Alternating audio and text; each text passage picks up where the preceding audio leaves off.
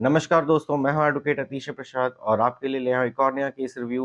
और आज का टॉपिक है सर्विस लॉ से रिलेटेड।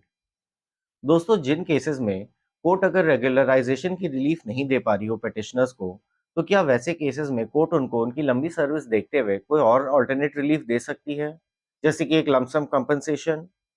दोस्तों, आज का एक्सेप्शनल केस ऐसा ही केस है जिसमें कोर्ट ने देखा कि एज पर एग्जिस्टिंग ज्यूरिस्प्रूडेंस वो पेटिशनर्स को रेगुलराइजेशन का रिलीफ तो नहीं दे सकती है, पर कोर्ट ने उनकी लंबी सर्विस और उनकी उम्र को ध्यान में रखते हुए उनको 20 लाख का एक वन टाइम लमसम कंपनसेशन जरूर दिया है। तो दोस्तों, बिना किसी देरी के समझते हैं इस केस को। दोस्तों, इस केस में जो पेटिशनर्स थे वो 20-20 साल से एसबीआई में स्वीपर का काम कर रहे थे। अब दोस्तों, अचानक से एसबीआई ने एक पॉलिसी बनाई जिसके तहत हाउसकीपिंग के काम को आउटसोर्स कर दिया गया और इनकी सर्विसेज टर्मिनेट होने वाली थी कुछ दिनों में।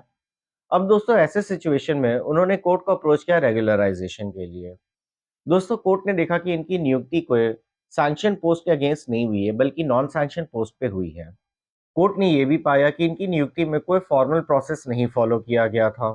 और दोस्तों, एज पर एग्जिस्टिंग ज्यूरिस्प्रूडेंस जैसे इल्मो देवी का केस, इनको नजर में रखते हुए कोर्ट ने कहा कि वो एक्स्ट्रा पोस्ट क्रिएट करने की ऑर्डर नहीं दे सकते कभी एग्जीक्यूटिव को। दोस्तों, इन कारण से उनकी रेगुलराइजेशन की प्ली तो रिजेक्ट हो गई।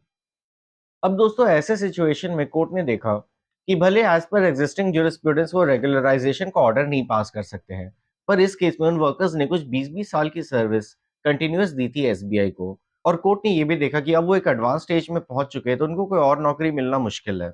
दोस्तों, इसीलिए इस केस में कोर्ट ने एक मिडिल पाथ निकाला और एक ह्यूमैनिटेरियन अप्रोच लेके पेटिशनर्स को 20-20 लाख की कंपनसेशन दी। दोस्तों, कोर्ट का लॉजिक सिंपल था। कोर्ट का कहना था कि वो एसबीआई को ये डायरेक्शन नहीं दे सकते कि आप अपना हाउसकीपिंग को आउटसोर्स करने का स्कीम टर्मिनेट कीजिए और इनको वापस पुरानी स्कीम में नियुक्त कीजिए।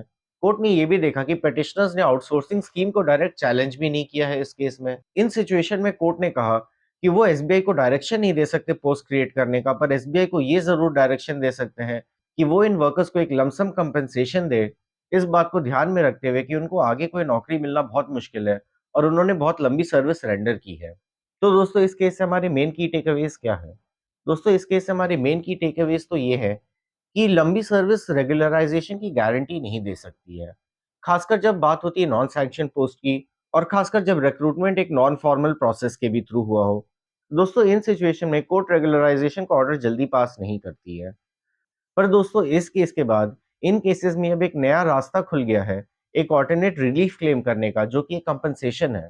ये कंपनसेशन इसलिए है कि उनको इतने सालों तक टेम्पररी बेसिस पे काम कराया गया और अब उनको एक एडवांस स्टेज पे निकाला जा रहा है जिस स्टेज पे उनको कोई और नौकरी मिल नहीं सकती है।